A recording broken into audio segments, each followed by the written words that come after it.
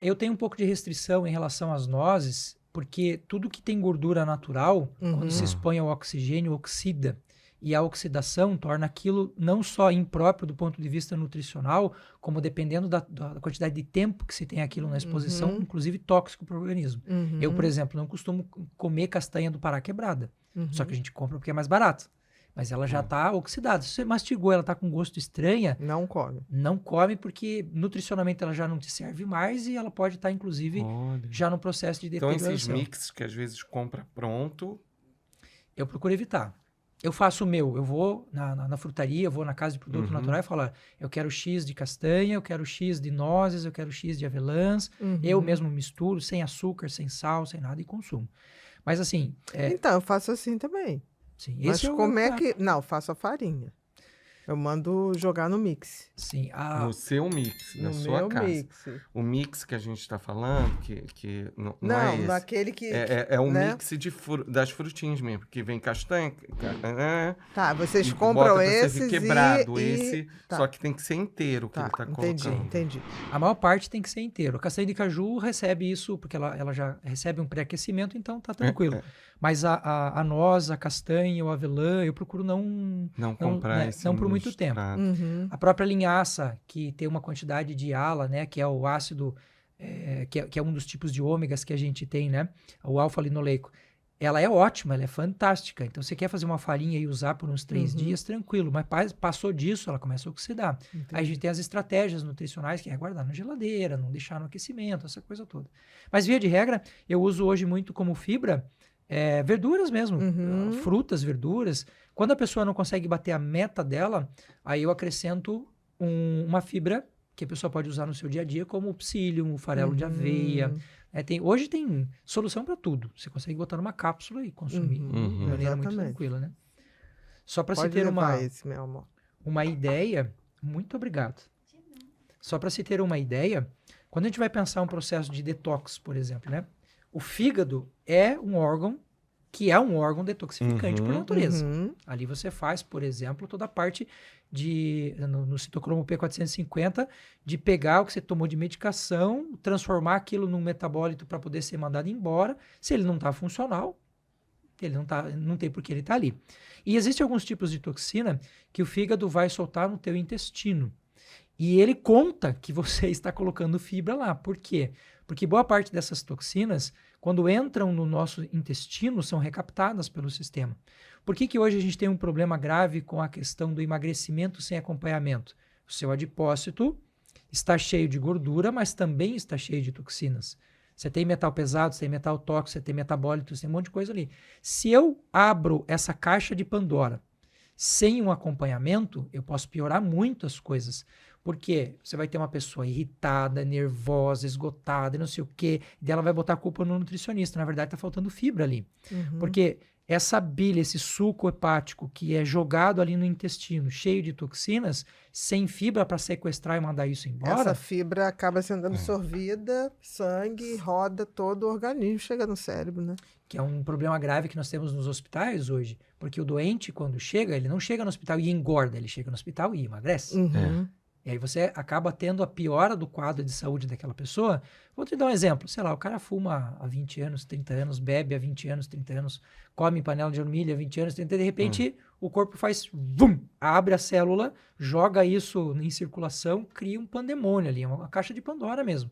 Então o que a gente costuma fazer?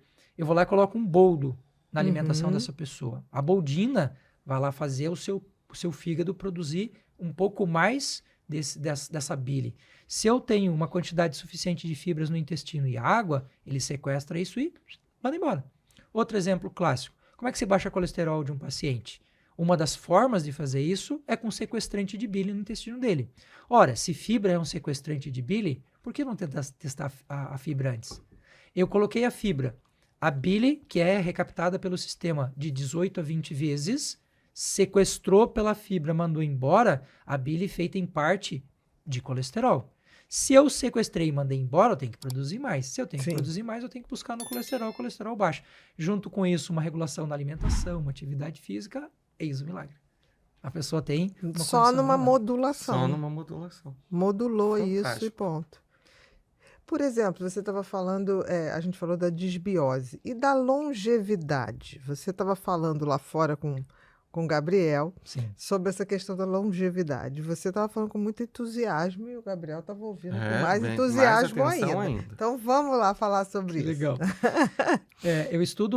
Eu fiz parte, inclusive, do projeto Genoma, claro que com uma parte muito pequena, que foram milhares de pesquisadores, né? Mas o projeto Genoma é um projeto que se dedicou muito a entender quantos genes nós temos, como é que esse gene se comporta, como é que se forma o DNA, essa coisa toda. E se tinha uma aposta na época muito grande de que nós teríamos algo do tipo 40, alguns diziam 50 mil genes, né? No final da história, nós descobrimos que nós temos menos do que a lesma. A lesma, a pulga tem mais genes do que a gente, né? Jura? Sim. Quantos genes nós temos? 20.500. 20.500. Dão contas de um pouco mais, um pouco menos, mas nessa linha mais ou menos. E a lesma? A lesma tem 27 mil genes. O rato tem mais do que a gente. A pulga d'água tem 46 mil genes. A barata tem muito mais do que a gente. Porque por isso que a barata não morre. A pulga e a barata, lá quando caiu a bomba atômica, foram os bichos únicos que sobreviveram, né? Enfim. E essa busca por entender a nossa genética me contamina até hoje, porque eu entendo que não há como produzir saúde se você não estiver blindado geneticamente. Por isso a vitamina D, por exemplo, tem um papel importantíssimo na nossa vida.